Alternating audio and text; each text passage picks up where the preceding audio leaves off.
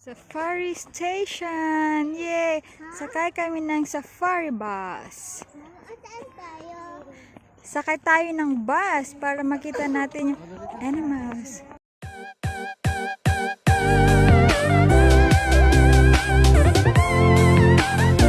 Here are the buses. Ay! Train! Train pala to, Daddy! Train! 4 na coaches, oh. Rhino!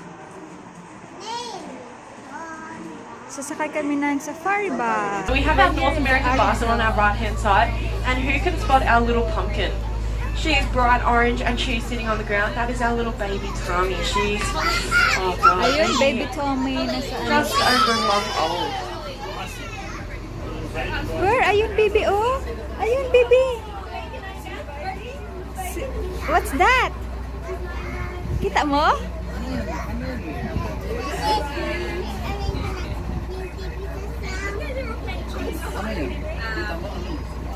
Georgia, can you see that? Wow. Anong hayop yan, Daddy?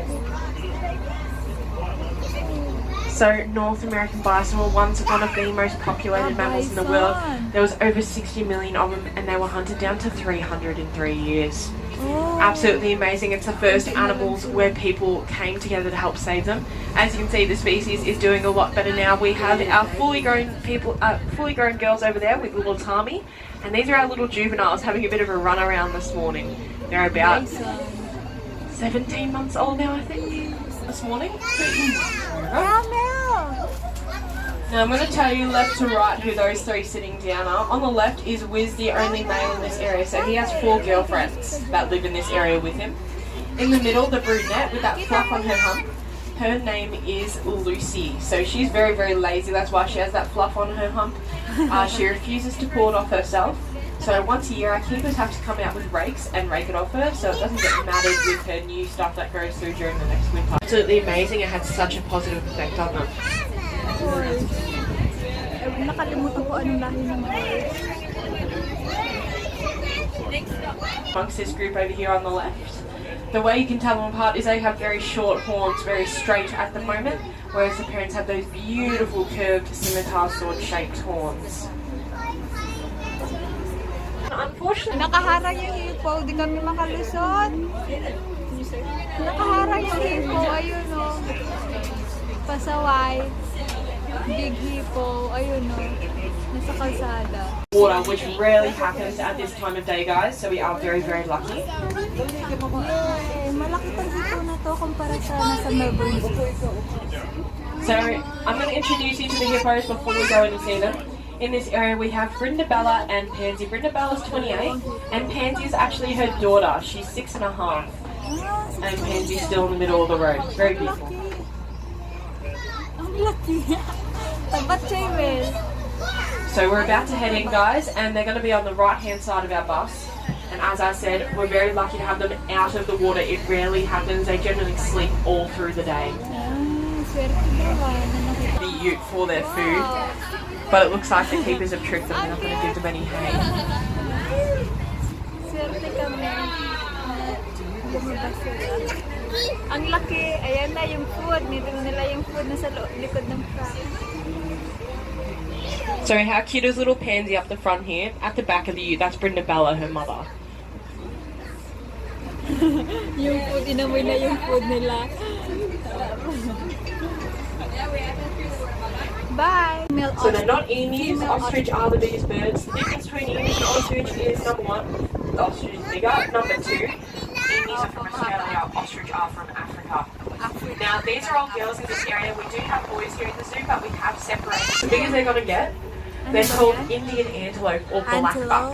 Now the reason they're called black buck is because if we look at the beautiful Artie sitting down here, he has that black more mature. Now he's one very lucky man. He's in a herd of 26 females. So he's the only male and he has 26 girlfriends. Antelope. Hi, antelope.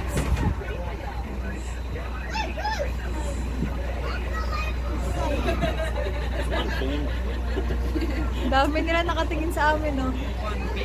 Nakatingin sila lahat. Nakatingin, Will. Wow, what's that? So up on the hill here we have some cows. Yes, you did hear me right, they are cows. They're called Texas Longhorn cattle. Texas. Now, there's a reason these guys are here, other than looking really awesome with those long horns. It's to remind us of an organisation we've partnered with called Rhino Fund Again. Now, it might seem silly that they remind us of rhinos, but there's a very good reason for it. So when a conservation organisation sets up somewhere to save an animal, they generally block out the surrounding community. They say, you can't come in here, we're trying to save this animal. Now, not that they're doing amazing work, but it does cause conflict between the community and those people trying to save the animals. Rhino Fund Again has broken the mould. They actually let farmers from the surrounding community bring their cattle in to graze on the grass where these rhinos are living. We have our two teenage boys just sitting down here. What's that? Di ko alam. Ano tawag dyan? Water bank ang narinig ko eh. Ang laki! Wow! What's that po? Mami, ang laki! Big na sila eh. These are the boys.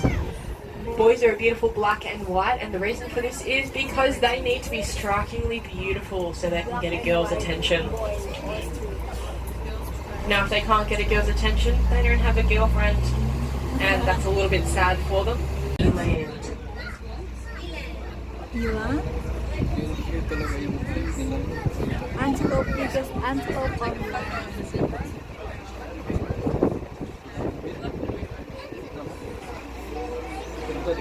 wow. Mami, meron ko dito eagle. Meron? Zebra, yeah. Now, I only know one of their names, and she's up the front here. She doesn't have any hair dangling off her tail.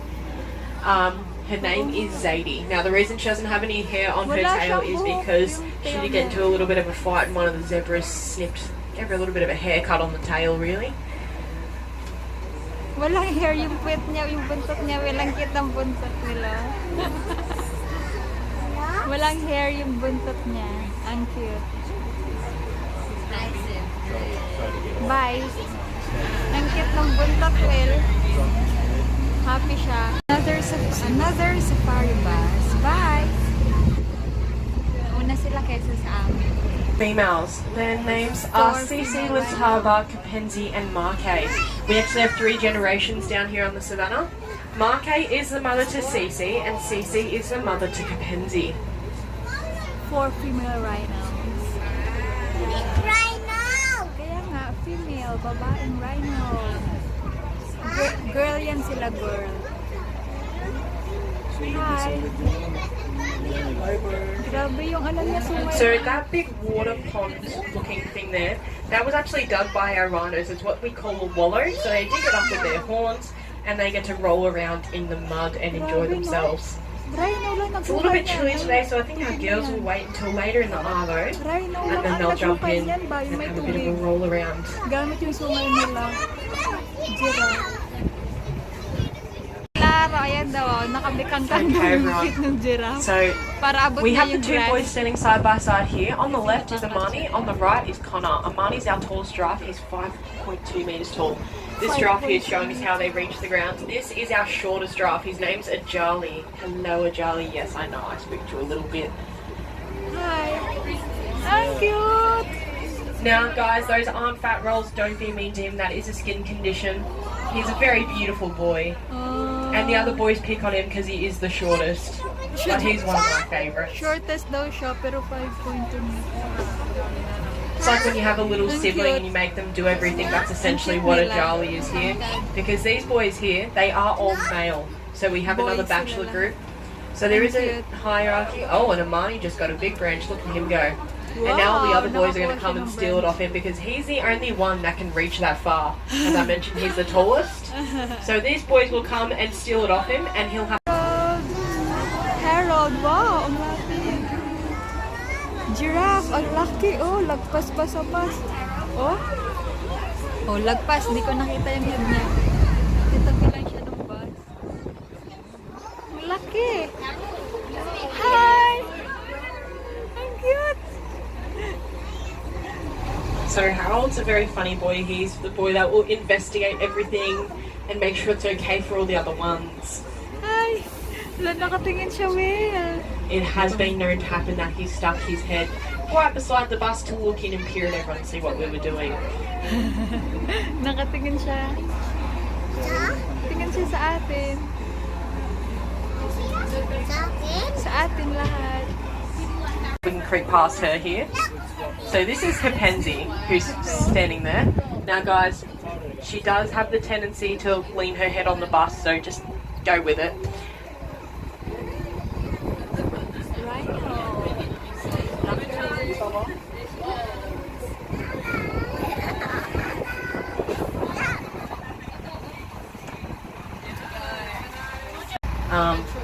That's a pretty normal occurrence for her actually.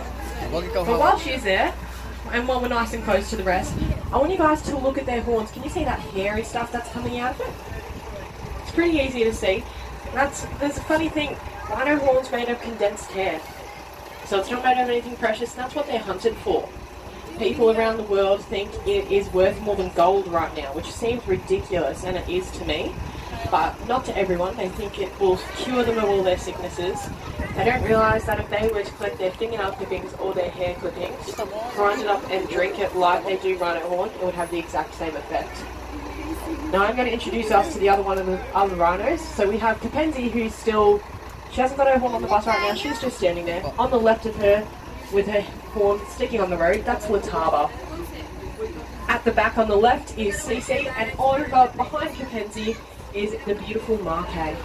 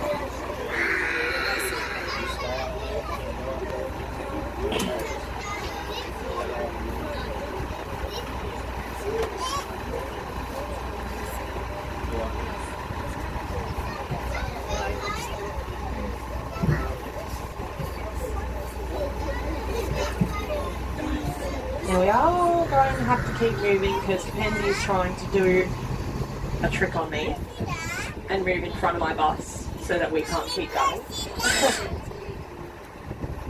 She's a very smart girl, Kapenzi. What she loves to do is at the front of the bus, it's her favourite place to grind her horn. So she did go around the whole group and start to move towards the front of my bus so that she could grind her horn on it without me noticing. But unfortunately, I've seen her do it many times.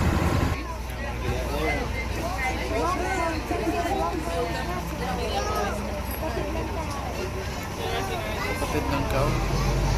Malalaki mo, no?